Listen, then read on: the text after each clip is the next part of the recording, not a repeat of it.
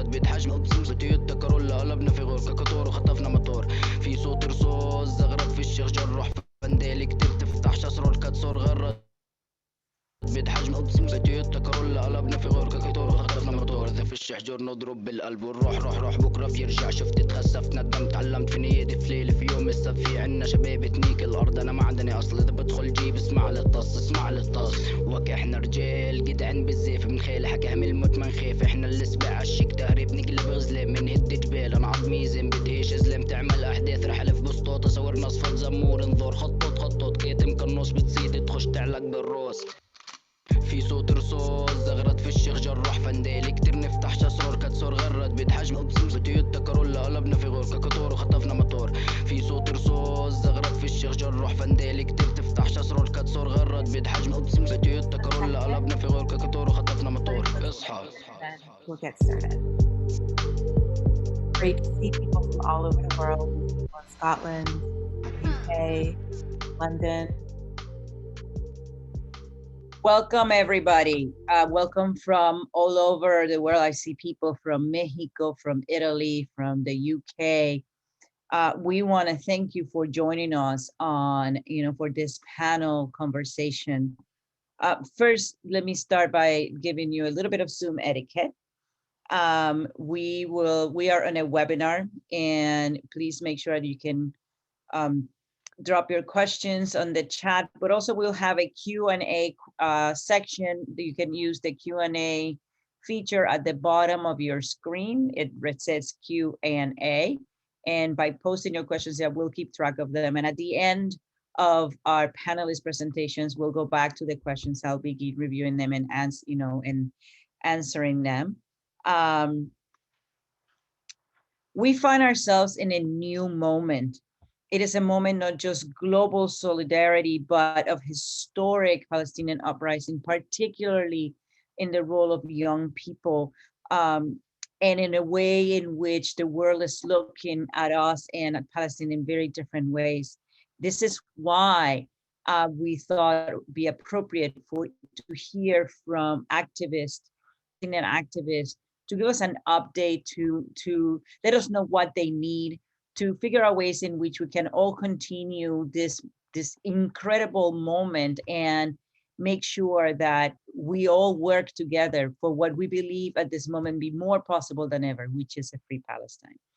And so with that, I would like to introduce JVP's Special Projects Director, Tali Ben-Daniel, who will be monitoring this panel and working with all of our panelists to make this happen. I'll come back for the Q&A section. Thank you so much for joining us again.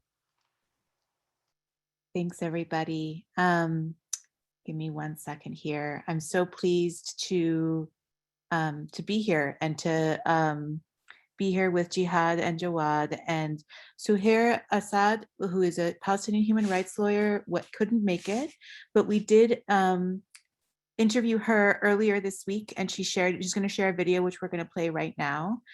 She's a feminist and a political activist, and is part of a grassroots women-led collective of Palestinian lawyers who are providing critical support in addressing state terror and mass arrests of Palestinians in 48. I want to take a pause here to just say that in her interview, she uses 48 to refer to the territories taken by what is now the Israeli state in 1948. So when she says 48, that's what she's referring to. And I'm really so pleased that we could share her words here. I will also say that her interview went a little long, but we decided not to really edit it because so much of what she's saying feels so crucial to the moment and to the unified Palestinian uprising that's happening right now. So I'm going to share that right now.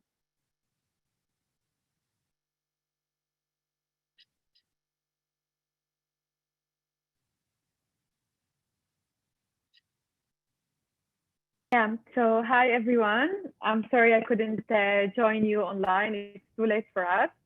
I'm Soheir. I'm a volunteer lawyer, a human rights advocate in general, and a political and feminist activist in Palestine.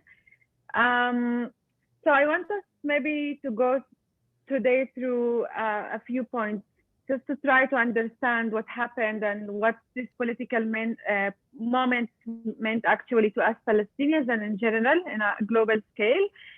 To speak a little bit about solidarity and what everyone can do and how they can contribute, and a little bit of internal Palestinian dynamic in this moment, because there are a lot.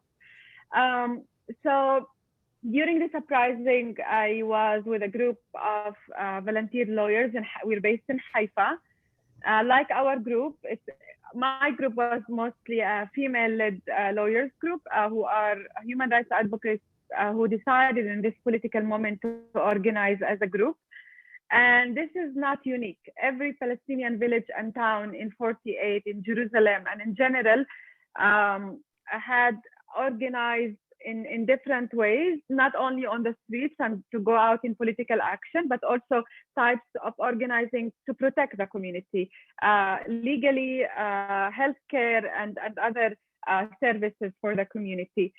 So I think this political moment, and I'm going to elaborate it a little bit through our experiences, is a very important for Palestinians in general, everywhere, in the West Bank, in Gaza, in 48, inside Israel, and in the diaspora. I think this is a moment of a huge political shift in the way people understand themselves, understand the Palestinian cause, and understand liberation. Because in the recent years, as Israel's oppression escalated, and the oppression that is a long years oppression, especially in 48. Often the Palestinian cause is understood as a cause of occupation in the territories of 67 only. But Palestinians inside Israel have been, those who survived the Nakba, those who stayed in the villages and towns inside Israel, lived for years a continuous structured Nakba. And I say structured, I mean structured legally in the political system, and their lived experiences from forced displacement to home demolition to oppression to a brainwash through the Israeli education system, the forced attempts of Israelization, actually the fear that Israel tried to plant in the hearts of every Palestinian in 48, especially during the military regime that lasted from 48 to 66, right before the occupation of the West Bank. So what we actually see as occupation in the West Bank for us is a symptom of a... I'm so sorry, that was a mistake. I'm going to bring it back.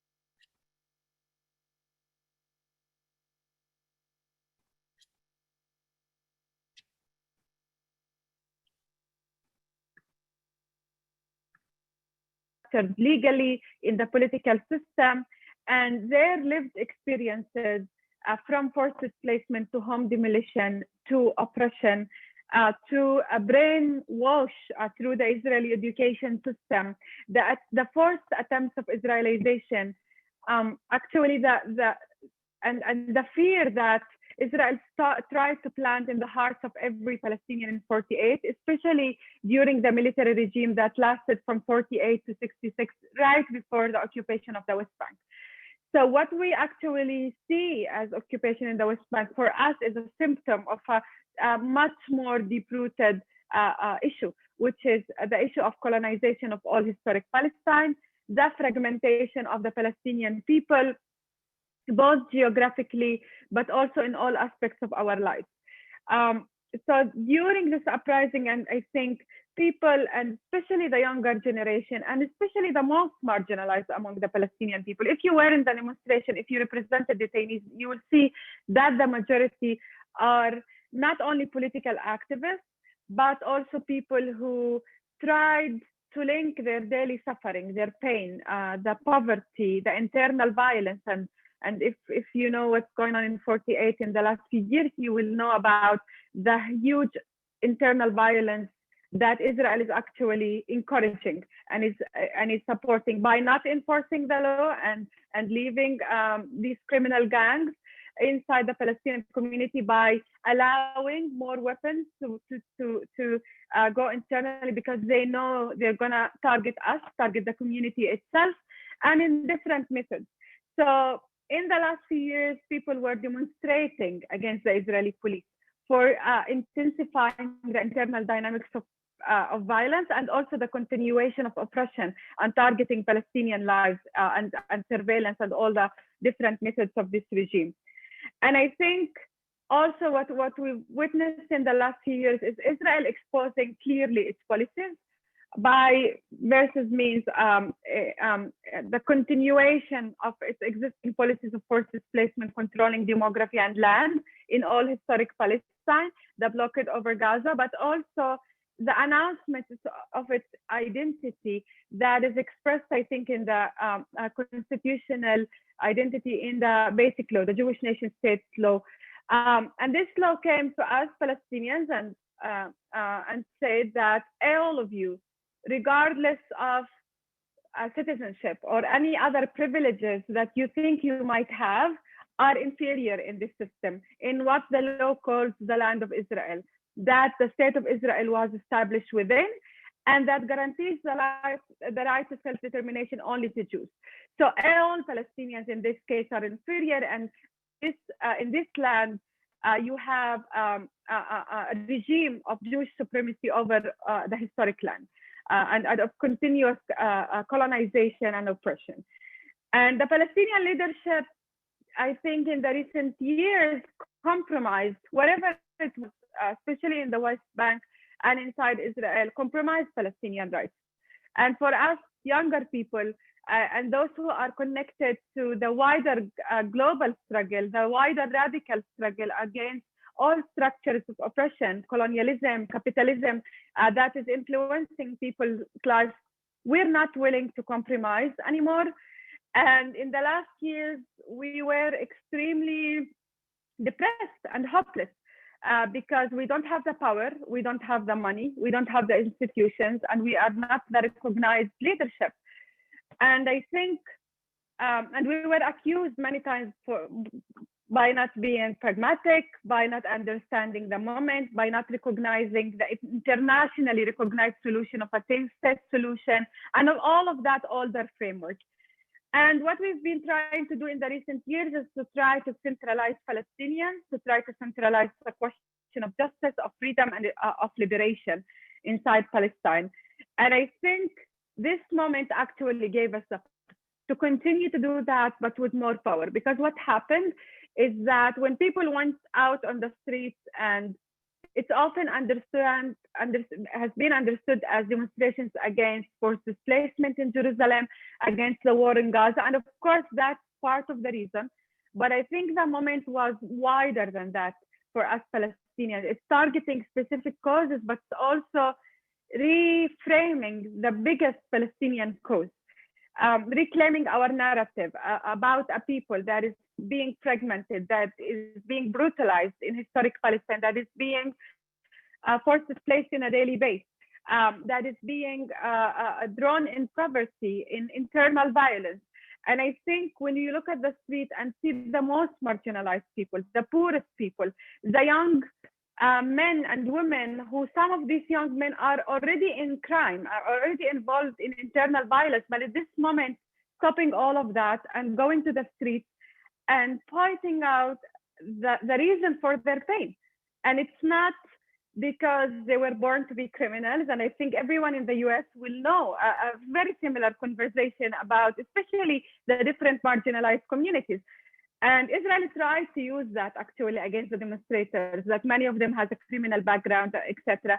And for us, no, this was a powerful moment because the most poorest people were on the streets and were speaking up, and as well as the younger political activists that for years had tried to make this case.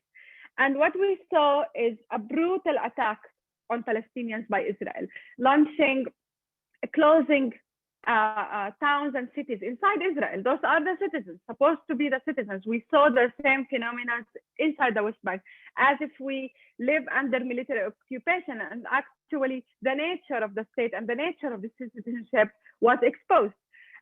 We saw massive detentions. In the first 2 weeks, we witnessed 1,600 detentions. And then Israel, when things calmed down, initiated a police operation that is using thousands of police forces, including special units like Mustaribin. Mustaribin, for those who don't know, are people who dress as civilians, pretend to be Palestinians and Arabs, and basically kidnap people from the streets.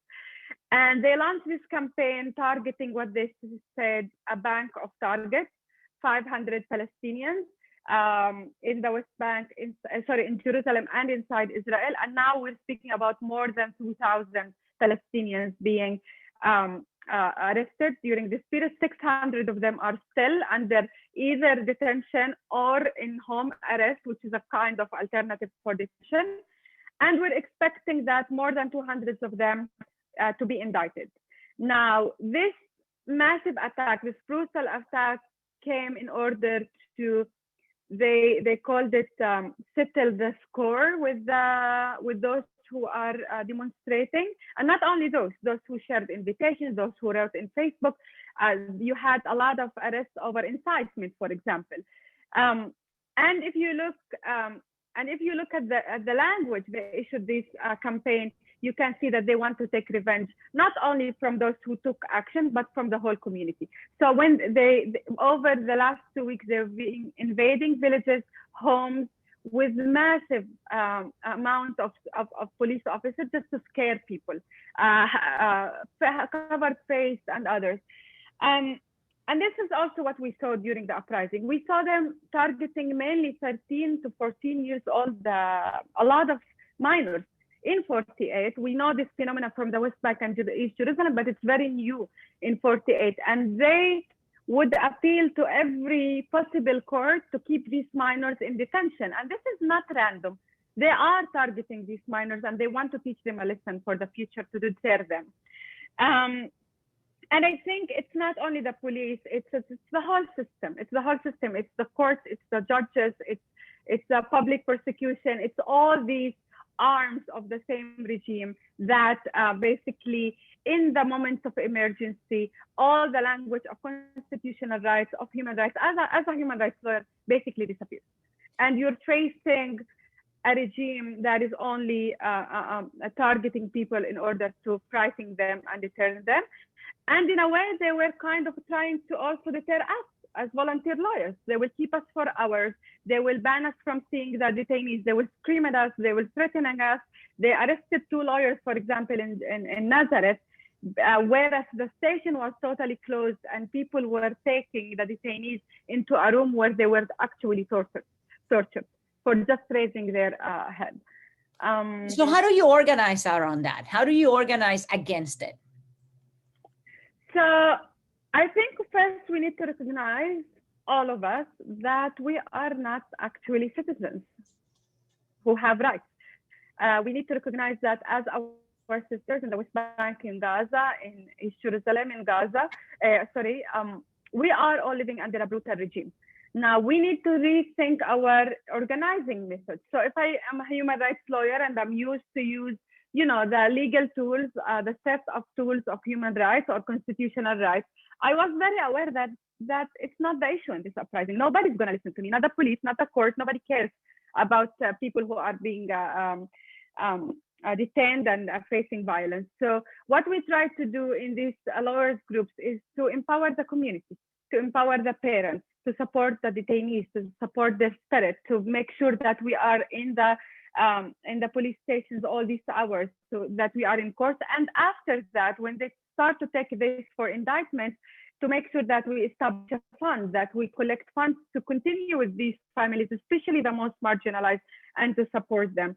And I think this was not unique for lawyers. I think one of the most important internal dynamics that happened is that younger Palestinians stopped believing in the Palestinian existing institutions.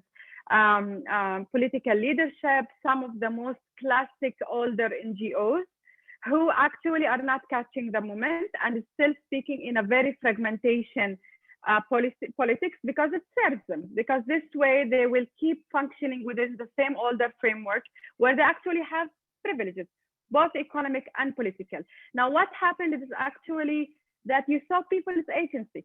For in long years, you didn't see anything like that in Palestine, where people just will gather and will organize so many things, from markets, from like we have now this Palestinian Economic Week, where Palestinians everywhere are organizing locally through markets, through supporting Palestinian products and boycotting Israeli products, and trying to develop our sense of a community. As a political say, we know that we're not a massive economy. We don't have a massive power in economy, but it's a baby steps to learn how to live as a community again, how to protect each other. And you could see that also during the attacks on our neighborhood, when the right-wing Israeli militias were marching the streets looking for Palestinians to lynch, putting labels on our doors that they can come back and attack us later, accompanied by the police, going, especially in mixed cities like Haifa, like Lid, like Akka, just marching the streets with them. And they actually lynched some Palestinians, and still you see they are fully supported by the police and the political level in Israel, and they almost weren't arrested or indicted. And this is not a surprise, we know that, but I think it's an important information to put out there. We're not speaking about two sides fighting, radical or extreme, how the Israeli media likes to label it, extreme Palestinians and extreme Israelis. We're speaking about the fact that Palestinians are attacked by the Israeli state, by its forces, and by these militias who are the long arm of the state, and we're fully protected by them. So this also, many Palestinians organized just to protect their neighborhoods because there is no police, no one is protecting us. And these people, of course, were arrested later for violence themselves. And now, just a little bit about the internal dynamics. I think one of the biggest questions that were very clear this time is the question of class inside the Palestinian community as well, but also the whole global capitalist system and the way it interplays with colonialism in Palestine. And I think now that we have this Palestinian Economic Week, and now that in all May we've witnessed the most marginalized actually take the streets, reclaim their political agency, organizing, finally feeling they're not recipients of politics or merely a voters, but taking the streets and organizing around their own pain, trying to describe it in a more political way, taking it into the next level and seeing how it's connected to the pain of the rest of the Palestinians. Now, what we want to do looking forward, I think, is building on that. We're not granting legitimacy anymore to anyone who will try to fragment the Palestinian people again. We will not give legitimacy to those who will try to tell the story differently. This is not a story of people going to the streets asking for civilian matters or mere equality. This is a radical uprising that is bringing our story to where it should be, a story of a people living under one regime that has fragmented them, and actually people who are taking agency into politics. So now it's a transitional period where we need to take this organizing, this organizing that happened very fast, happened individually sometimes, and to take it to the next level of really building the structures. I don't mean, very hierarchical structures, but structures that can make us accumulate on what happened, but also make us ready to when we will face this all violence and brutality. Because if we continued more than a month, maybe these structures wouldn't have lasted, including the lawyers, volunteers, and all the other initiatives. So this is our main goal now. And the second goal is to expose the money that is going to be sent a lot to Palestine. Now, we're not facing only oppression. We're facing the big hug of the world, who is sometimes very targeted into shifting our narrative under these conditions. So now we're going to witness a lot of funds targeting NGOs to try to do all these coexistence projects that we suffered from years. We are going to see the Israeli government funds. For example, after the second Intifada, Israel throws so much money for development projects on the Palestinian community inside Israel. But we know that these all were conditional funds, conditioned with forced displacement sometimes, and home demolitions, and going to the army, and going to the police, and brainwashing the minds of the younger people. And sometimes they wouldn't even actually execute these plans.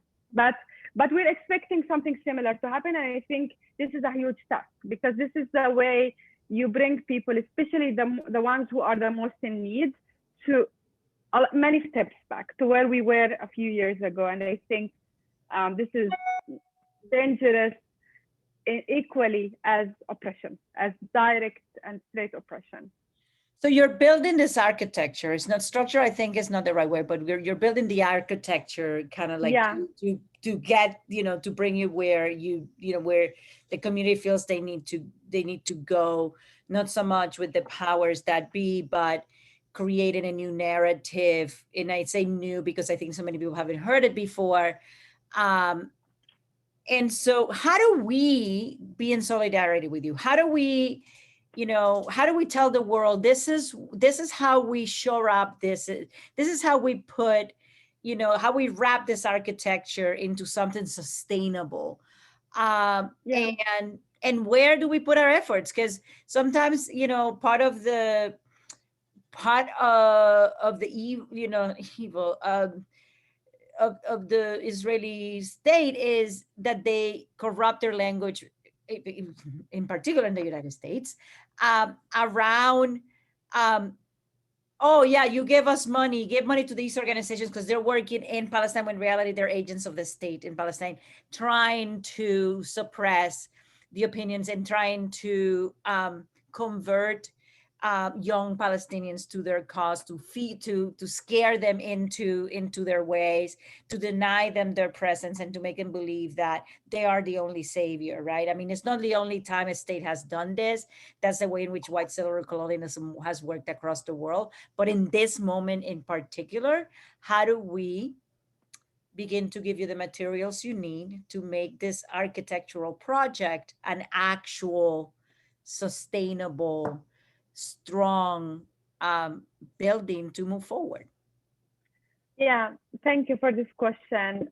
Before I answer it with specific things, I just want to say two general things. One is Palestine is often seen as a very exceptional cause. I don't think Palestine is an exceptional cause. And I think part of what we've been doing for years is to de-exceptionalize Palestine. This doesn't mean that it's not a unique cause, as every other cause in the world. But what we mean by that is that the structures of power and the structures of oppression that are targeting now people in Colombia, that are targeting now people in the US, in the global South, everywhere, are connected, are very linked. Israel wouldn't survive this last war in Gaza and the oppression of Palestinians without the huge military aid of the United States. It would have collapsed. And the US is continuing to sustain it as a way it's sustaining other oppressive forces in Latin America, for example, and in other parts of the world. And I think we need to learn this principle because our oppressors are cooperating and are learning from each other and creating massive power. And I think we do also have massive power. So the way we Palestinians shifted from, the classic advocacy of only targeting decision makers who are going to be supporters of Israel forever, probably you'll get two good people in these circles, instead of working with movements. And I think Palestinians for the last years has worked intensively with movements around the world, especially in the US, which I'm a little bit more familiar in the dynamics, trying to collaborate and to understand the pain of other communities, trying to learn how oppression works, how it's supporting each other, and to try to learn tactics from each other and to learn more, and also to be in solidarity. To be in solidarity with each other. As you said, just like they exchange arms and tactics. Exactly. the oppressors are doing that, and so we as the oppressed have to do the same. I'm a citizen of Puerto Rico, trust me, I know.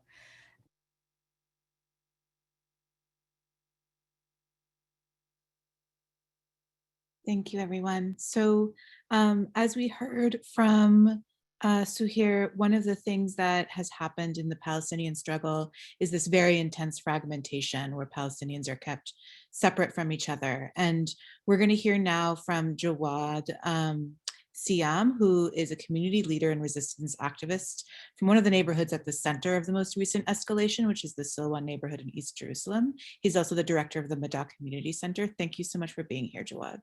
We really appreciate you being here. Thank you very much for inviting me. I hope you hear me.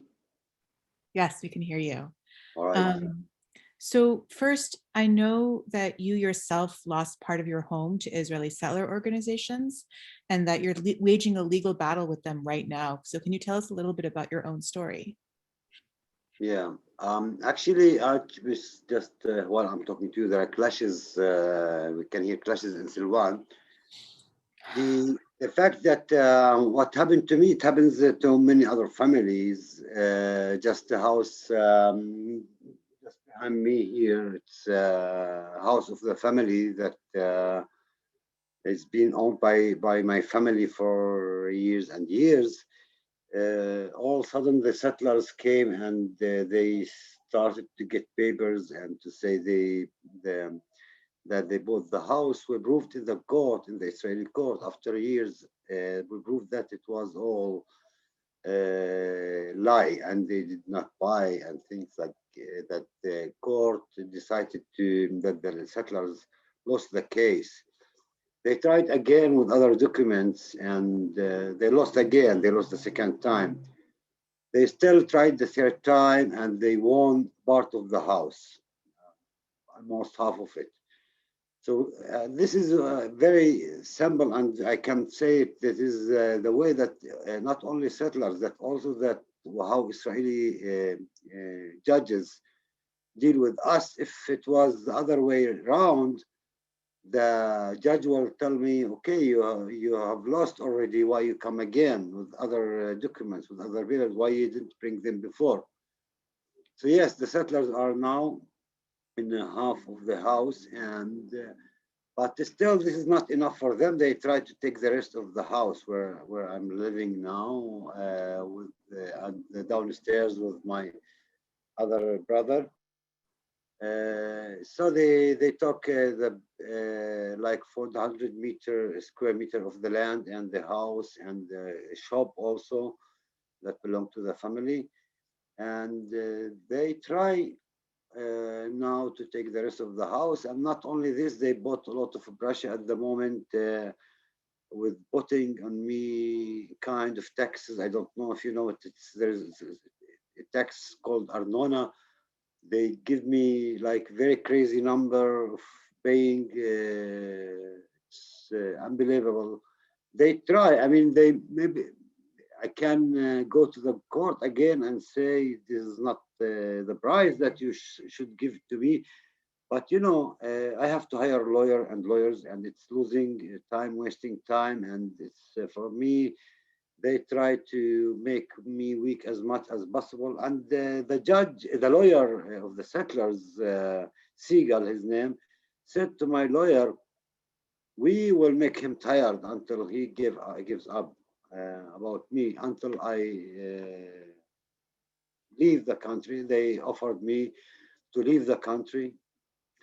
They took the residency from my wife, so they kicked my wife out of the country. She is not Palestinian. She has a German citizen, and now she lives in Germany with my two children. And they try to go to Germany, and they offer also money for that. So I insist. I'm not going to leave. Of course, I'm not. I will. I mean, the money was not my dream. My dream was freedom and dignity. And of course, my dignity, they couldn't take it away. They take my freedom. They can take my house, but my dignity, they can't take it. I will not lose it. So in very short, this is my case, and if you are more interested about the case, I can email it to you. You can send it to the people that they are interested in the case. There's a link also explaining about the situation, exact situation of my house. We will You, share the link, absolutely, and more information, absolutely, with the people who registered for this, absolutely. I don't know if you heard the live shooting at the moment. It's okay. It's live shooting. Seems that it's from the gun guards. We hear it every night here in Silwan every day. So and just about my house, as I said, you can find links and things like that. If you, I can send it to you later. Yeah. Thank you so much. And just know that we're all here with you. We're going to hear now. Well, actually, Jawad, I have one more question for you.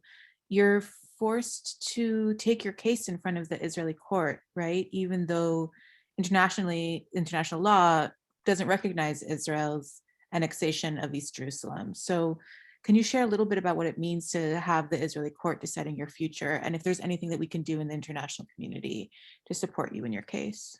Look, the problem that the Israeli politicians and the judges reached a point that they don't feel ashamed anymore. I mean, seriously, I mean, if we compare the Israeli court like 15 years ago and now, it's a big different. I mean, you could say I have a little hope that I won the case. What we see today from whatever cases Palestinians against settlers or the other way around, the case is always that the settlers win. And even in my case, the judge was telling the settlers what to do from the first time, and my lawyer was telling the judge, you guide them. He said, "Yeah, I want to finish this very fast." So the actually, we are not, we don't put the hope in the international law or courts, whatever, because this needs to go to the United Nations, and and United Nations did not force Israel to change any kind of politics on the ground. So Israel is not afraid of the Israel of the pressure of the world, as long as they have the USA behind them. I mean, the whole world could be against Israel, but if USA is supporting Israel with their aggression, with their politics, they will not change. And this is what also the Israeli politicians say very clearly. I mean, there was Netanyahu was saying that a few weeks ago. Let them be angry. They will come back to us. So I think, but the fact that you are in USA and that happened in 2010 or in Obama's time, I don't know Hillary Clinton, when Hillary Clinton was the foreign minister, when they put pressure on the Israelis to stop demolishing El Bustan in Silwan. 80 houses were supposed to be demolished in order to make the King Garden for City of David, because they say because the wife of King Solomon went for a walk there. So they see it's their right to demolish the 88 houses and to make the King Garden. So that time, the Hillary Clinton put pressure on the Israelis to not to do it, not to demolish it. They did not cancel the project, but they in a way they postpone it. And I think the American politicians, and I think you can do a lot with this on this level and we see a little bit of changes in the American among the American Congress members, that there are some, I don't say huge, but some changes that they started to understand there's something wrong. And it's not only wrong because they love Palestinians, it's wrong because Israel is destroying itself by itself. Because going on supporting settlers this way, I repeat this example always, when you spoil your child, attacking always neighbors, someday your child will be injured, will come to you injured. So this is what happened to the state of Israel, spoiling the settlers, giving them whatever they want, doing their aggression, killing Palestinians. I tell you, I will speak about Silwan. How many Palestinians have been killed by settlers or gun guard that they are paid from our money, from tax money that we paid, because we consider it as residents here, we pay taxes. So the gun guard of the settlers paid by the money of Israelis and Palestinians, I mean the public. And of course, a lot of money to the settlement associations come from USA with the system. I don't know exactly how it works in USA, but you have a system in USA that you can donate money in order to not to pay taxes, but to donate the money to. So this way, a lot of money comes to Al-Ad Association, especially, which is the strongest settlement association working in East Jerusalem. And there is another organization called Ateret Kohanim. So I mean, to clarify it and to see how they tell you lies. I mean, look, the Israeli public say Netanyahu is liar, is telling lies, and they don't want to see him as the prime minister. But when it comes about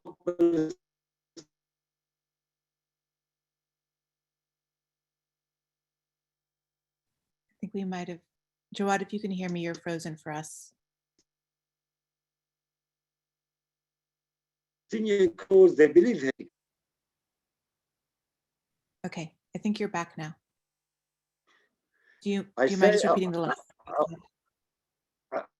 I was saying about Netanyahu considered being a liar, even for the Israelis and for Americans and for the. But when it comes about Palestinians, he is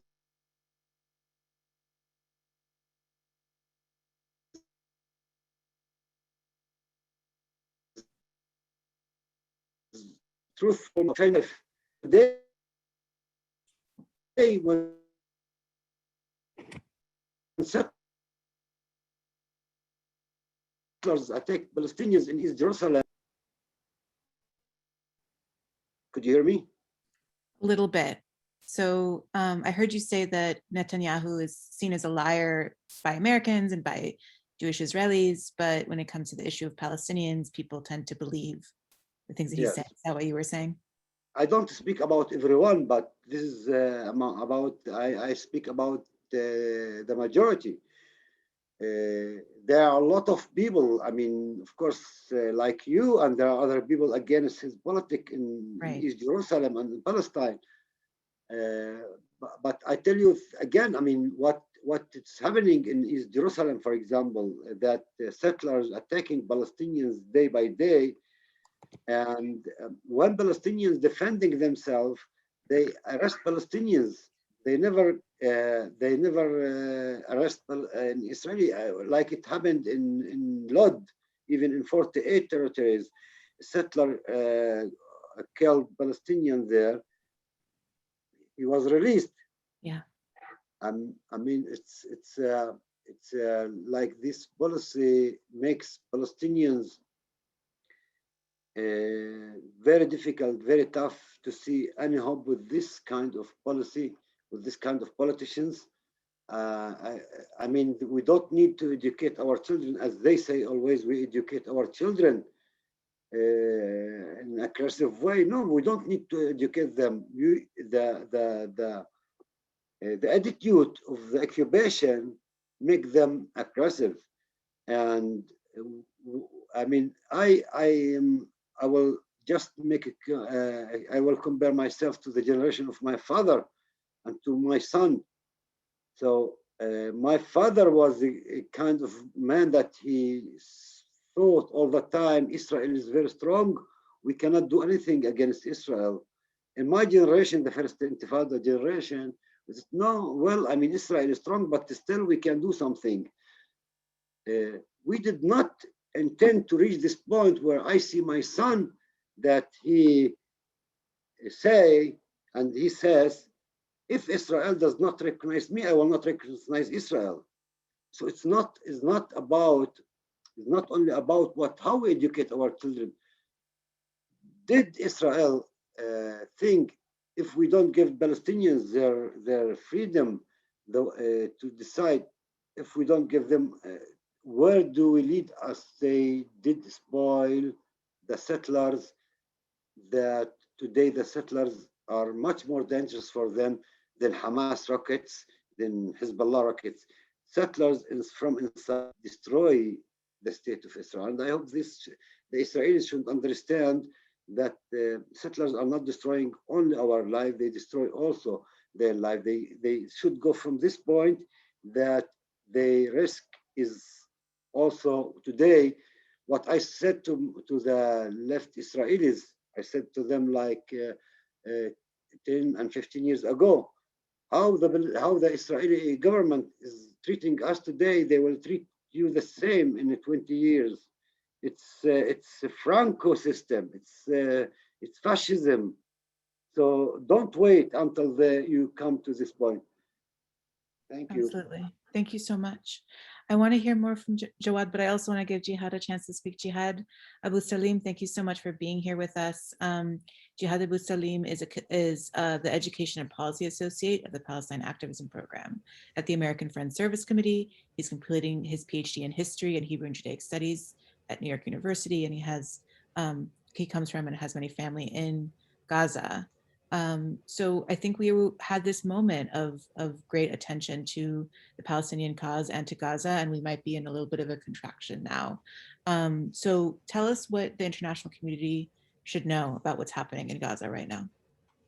Thanks for having me, Tali, and it's an honor to join this conversation alongside great people like Soheir and Jawad. It's an honor to virtually meet you. Hopefully one day we will be able to meet in our country.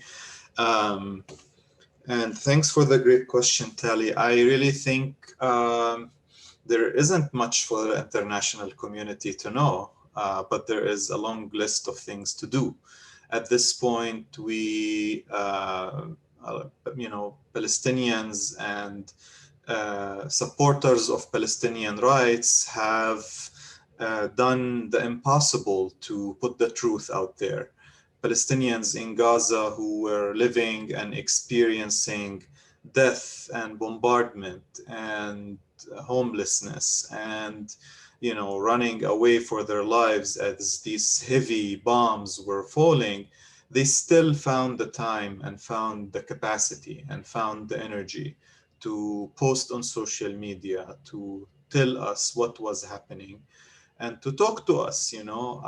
My siblings, when as the bombs were falling, I would ask them to take shelter, meaning look for the safest spot in my family's home and hide when the bombs fall. But my younger brother, who's adventurous, he said, no, I would stand by the window and record the explosions because I want to send them to you so that you can share them with your friends and with the people who you work with, and and put them on social media and let the world see. So I think at this point, enough people know to take some time and reflect on what is the moral and thing to do regarding the situation in Palestine in general, and in particular in places like Gaza and Sheikh Jarrah and Silwan and Jerusalem, and in every corner where we're witnessing this escalation of Israeli aggression and violence. So in terms of what we need to do, and I think I can elaborate on this further, but I really think that we are about, the current moment that we're living is a watershed moment. It's a major moment that we will remember. When the history of the situation in Palestine will be written in the future, it will be remembered as a moment that is leading to redefining the situation. And moments like this, when we witness this momentum and these major changes, and when we see these huge tragedies and pain inflicted on people. And I think moments like this for people like us, and especially people who think they are and believe they are invested in this conflict in one way or another, because of a cultural or faith connection or some sort of an affinity with Palestine or with the people who live there, or those who find themselves connected to that part of the world and want to do something about it. This is a moment for us to reflect about what went wrong in the past 73 years.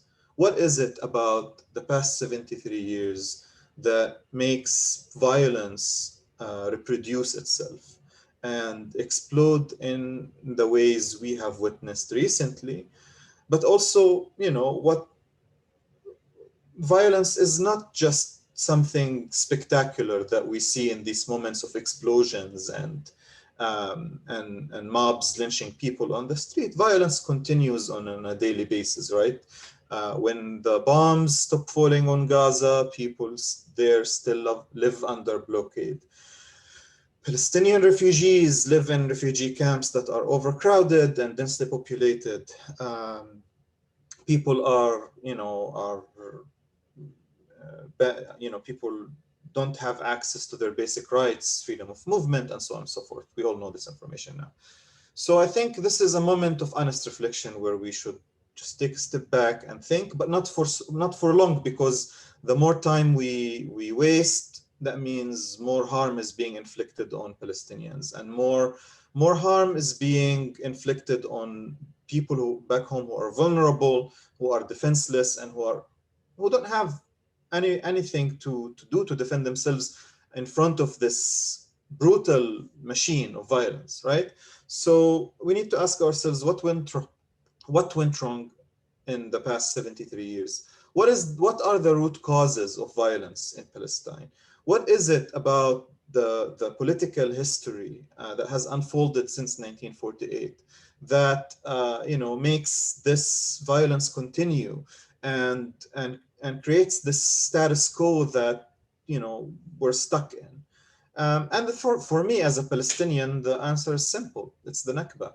The Nakba as a process, the catastrophe that befell Palestinians in 1948 as a result of the establishment of the State of Israel, in a way where the logic of that state was built on the assumption that a Jewish majority population can only be created by expelling Palestinians, preventing them from return, and keeping them living in refugee camps without addressing the injustices that were inflicted on them, and then manage the occupation. So we moved from the Zionist assumption that Palestinians would vanish, because Zionism inherently did not believe that Palestinians were connected to the land.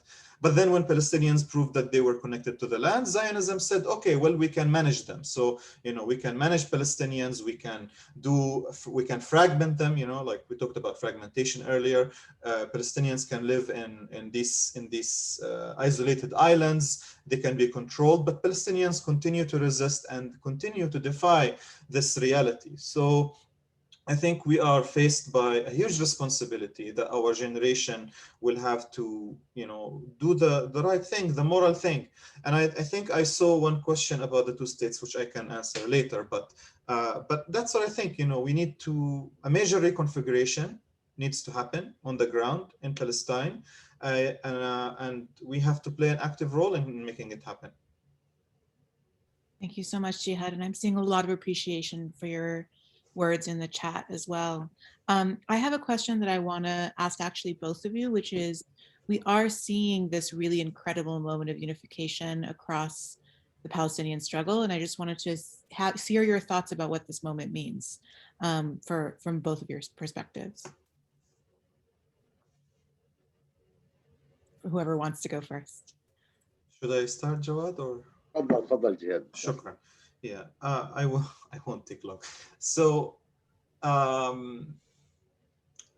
Palestinians are a people who share a country, and uh, uh, and before, like there is Palestine as a geographic piece of land, there is also Palestine as an idea, right? Palestine as a combination of the Palestinian experience, the combination of the cultural, political, social factors and components of what it means to be a Palestinian. And in Palestinian terms, historically, the things that brought the people who live in this region together are very, very precious and deeply rooted in the connection to the land, in appreciating the land, in respecting the land, and in respecting the humanity of each other, right? Palestinians come from dozens of cities, hundreds of villages. Somehow, magically, even after 70 years of being those from of whom became refugees, even after 70 years, they still maintain this connection. They still appreciate the bonds that bring them together as a people. So I think the rule for Palestinians is that as a people, before nationalism and with modern nationalism, they are people with strong bonds because they come from a region that shares language and culture and faiths and traditions and folklore and music and embroidery and a connection to the land and a knowledge of the land and a cuisine and so on and so forth, and songs and traditions and weddings and funerals and everything possible that makes a people and makes a nation, right? So the rule is that we are one people. The exception is that we're fragmented and we're being forced to be fragmented. But walls are being built between us. I am from Gaza. It's been easier for me to meet Palestinians from the West Bank or from Haifa. I met Soheir in the United States, and probably I might be able to meet Jawad in the US if he ever comes here. And it's going to be 1 million times easier than me being able to go to Jerusalem and meet him there. So we are one people, and we feel for each other, and we care about each other, and we love each other. And we also, as one people, we have our problems, right? Like we have, in a family of 5, you have all sorts of good and bad things. And in a people of 15 million, you also have all sorts of good and bad things. What happened, the cataclysmic moment that we witnessed recently was nothing but a reiteration of a people's commitment to each other and a statement by a new generation of Palestinians who are disconnected by walls, but are connected by this general feeling, this feeling of affinity, the feeling of appreciation for each other, that were brought together to stand up in defiance and in resistance and to say we are one people. The idea of Palestine and the idea of being a Palestinian people is rooted in a solid foundation that means something. And even if we are denied sovereignty and self-determination and basic rights like freedom of movement and being able to meet there and to be able to see each other in our own country, we're still able to live as one people despite the walls and despite all of these things that stand between us. So I think that's the message of what we witnessed. It wasn't an exceptional moment. These things are suppressed, but they're there. They're there and we experience them. One last thing before I end. My wife, Hannah, my partner, she comes from a village called Yalu in the Latron Valley. Her family were ethnically cleansed in 1967. They became refugees in Jordan, and then some of them moved to the US. She was born and raised in Chicago. It's where I live now. I live in an area, if you look on Google Maps, it's called Little Palestine. And it feels like Palestine because, like I said, Palestine is an idea, and people here, you talk to a 5-year-old and you talk to a 90-year-old, and the appreciation of that land and of the idea of being people on that land never changes because it means something. And I think this is what I want people to understand about the Palestinian experience. There's one offensive thing that a lot of Zionists and supporters of Israel do, is that they always interpret Palestinian resistance as an attempt just to stand in the way of Israelis. And I think this is so narcissistic, and to believe we have something precious that we care about and we're just defending it. We're not trying to stand in anybody's way. But if people want to deny us that precious thing that we have and we rightfully own, we're willing to resist. Thank you so much. I really appreciate it. Jawad, please, I would love to hear your thinking. I think Jihad has said a lot. I want. I agree completely with Jihad. And for us, for me, I was first time I meet someone from Gaza was in Turkey. So the fact that Israel is deciding for us what to feel, how to feel when we have to cry, what we have to eat, where to eat. So Israel occupation is not only political occupation. They try to occupy your mind. They try to occupy your culture. They try. For example, they don't allow us today in our schools to teach about Muhammad Darwish. They don't allow us to make a moral in Silwan or Sheikh Jarrah. They don't allow us to love Gaza. I mean, like you write, if you see your T-shirt, "I love Gaza." For us here in Jerusalem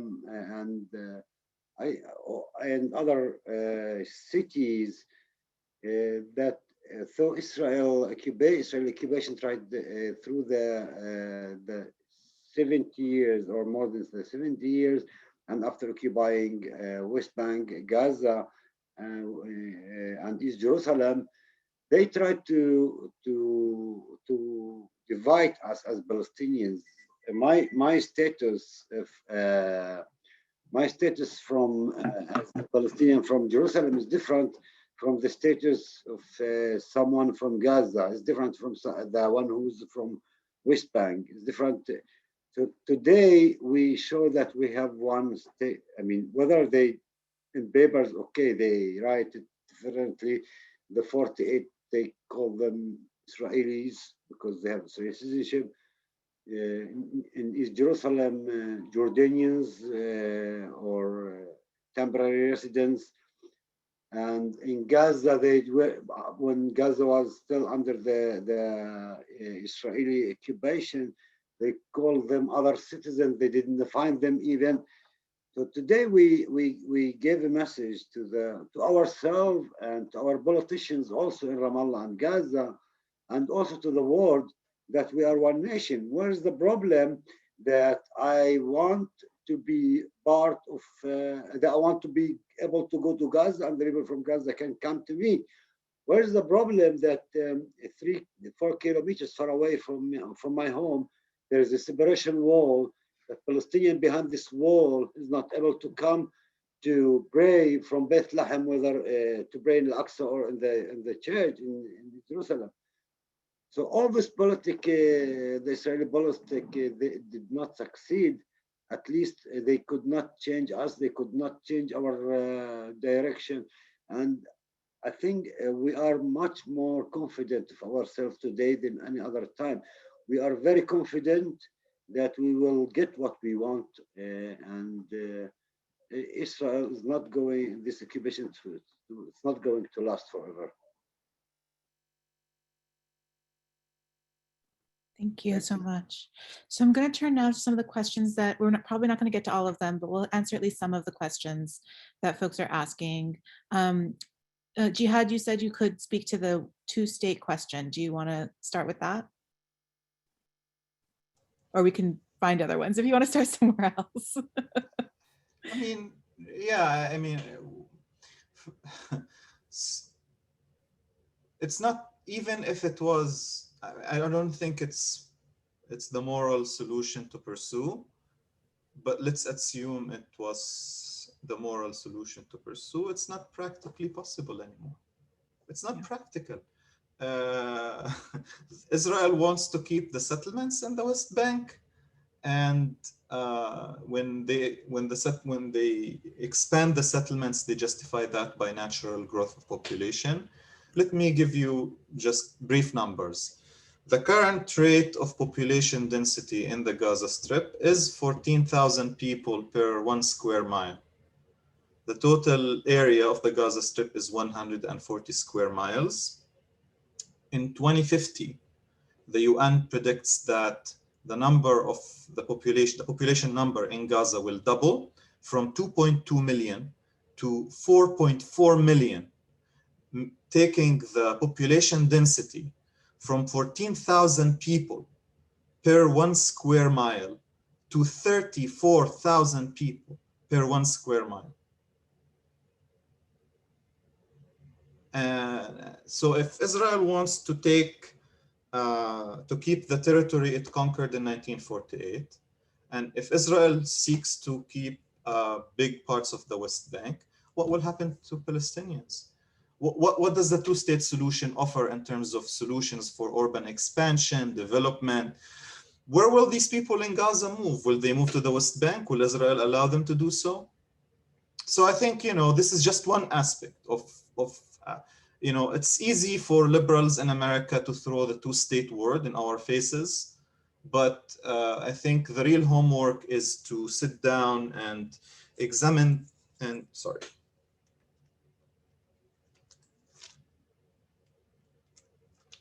That's, the whole talk about the two-state solution gets me pissed. So is to sit down and reflect deeply, because a question like the Palestine question that is so detailed and needs attention cannot be just like responded to by punchlines like, what do you think about the two states? Maybe the person who asked the question did with good faith, I understand, but again, like, I think we're past this and we need to have much more serious visions for a just solution in Palestine. Yes, completely.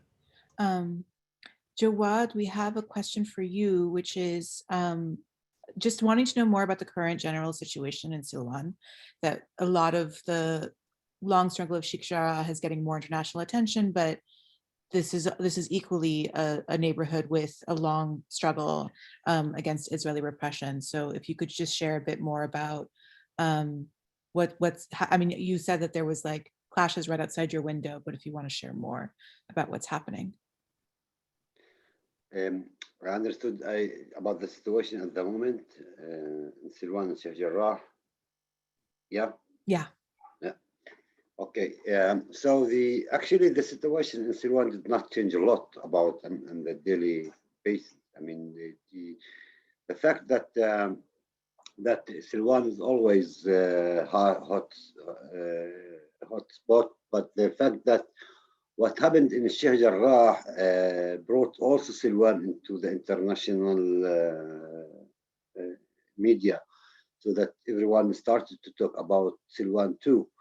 So the fact that today there are a lot of also young movements, not only in Jerusalem, there's also from the 48, that they are part of this movement to organize a protest, whether it's Sheikh Jarrah or Silwan, even also in some other neighborhoods. Today in Damascus Gate, I guess you heard about that Ben Gvir, the right-wing Knesset member, was trying to provoke and to make the march that was not that was stopped by the Israeli police, did not allow them to go through East Jerusalem, but he still wanted to do it, wanted to say, "I am there, we are there," and he tried to bring some right-wing members to this to the march. There were Palestinians there. There were until now. When I was talking to you, they just arrested a Palestinian from here, the street. So today they arrested like 16 Palestinian from Damascus Gate, Silwan, and Sheikh Jarrah. So I think, and the things on the ground is the same like before, but the only difference that the international community is talking about. And of course, that also what makes the difference, that other Palestinians from other neighborhoods are involved in this struggle, and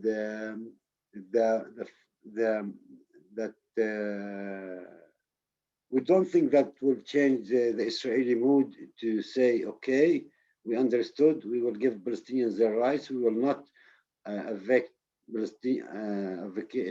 Palestinians from their houses, we will not make a transfer.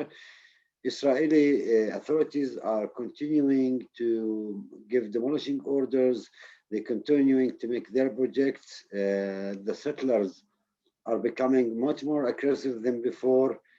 The language of the settlers and police is becoming much more right. I mean, the right of speech is becoming lower. I mean, before the month of Ramadan, it wasn't a problem to say, as seriously as I tell you, it wasn't a problem to say I love Gaza or to wear a t-shirt, I love Gaza. Today, if you wear a t-shirt, I love Gaza, they take you to jail. Today, if you say, if you write Free Palestine, they take you to jail. Before, when you had Palestinian flag in hand, they took it from you. Today, they take you to the jail. So Israel is trying to put Palestinians, because in the last weeks, Palestinians broke this barrier of fear. They lost it, and Israel police is trying to get it back, and I think it's not possible again. They cannot go to this point where it was on the 15th of Ramadan. They cannot go back. And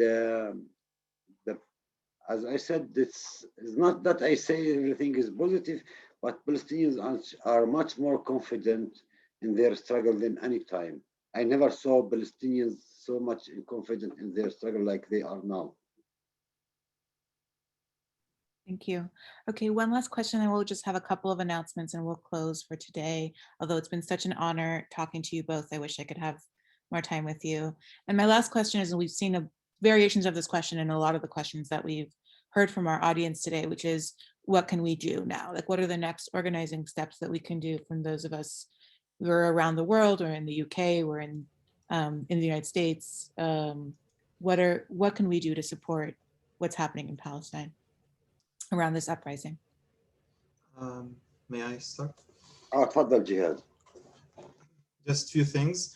If your representative in Congress has not signed on the 2590-2590 bill, which was introduced by Congresswoman Betty McCollum, please make sure to bother them and nag and tell them to put their name on the bill. It's the bill that is centered around the issue of child detention and mistreatment by Israeli forces in the West Bank and Jerusalem. Children who are treated, who are tried in Israeli military courts and suffering from huge injustice.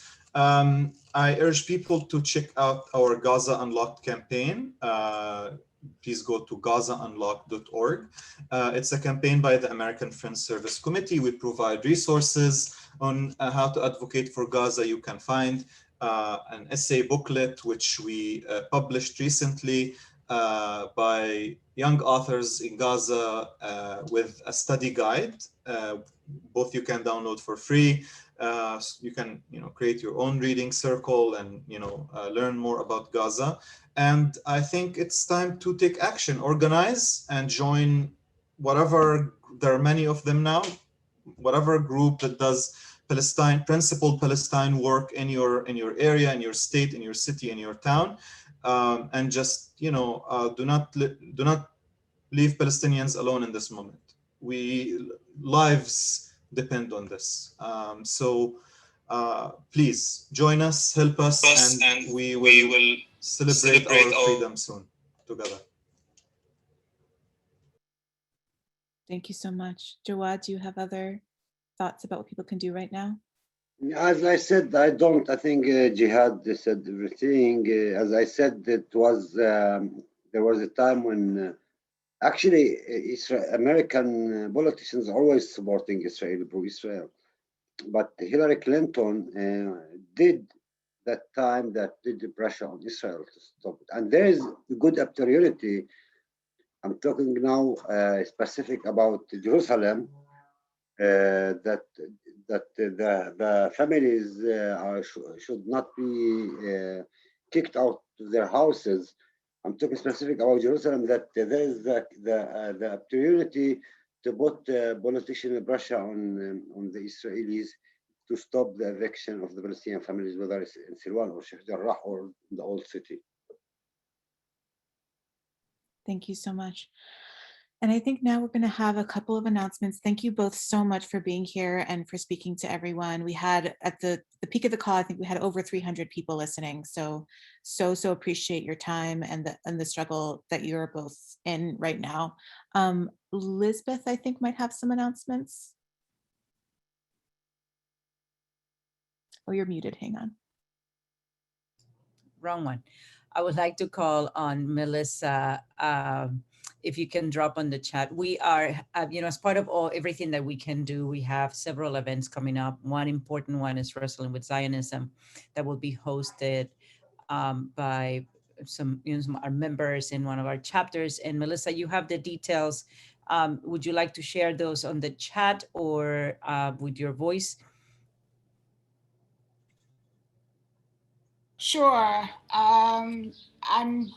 Thank you so much to the panelists for being here and sharing your direct experiences with us. We have created a workshop for people who would like to question and share their stories about how they have dealt with Zionism. So this is specifically for Jewish people at this point. And it's on June 23rd. It's called Wrestling with Zionism. And it's a workshop where they would share their stories and then could lead to a performance. And I hope somebody can put that information that I just shared into the chat. I can get it up. Yeah, we will also, as a follow-up. This is open to anyone, actually. Yeah. Members or non-members. We'll also send it as a follow-up email if we can't find the link right now. I also want to share that GazaUnlocked.org is on the chat. Please take a look, continue to visit. Join, as Jehad said, join any actions, create your own actions, bring attention to this issue. Join all of the actions that are happening and the organizing efforts that are happening across this country in response to this event.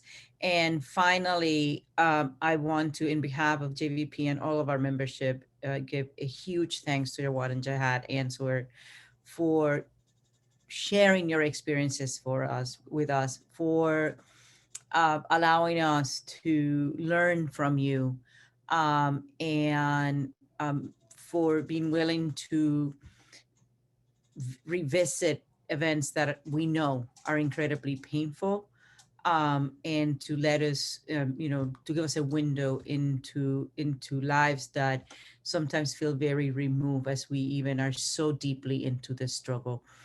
And so with that, if there's anything, if there's nothing else, we will set up our music and wish you all a good evening. A deep thanks for your participation. Over 300 people here and the 200 or so left. Thank you again. And please be on the lookout for further events and further updates from JVP. Thank you all so much. Thank you.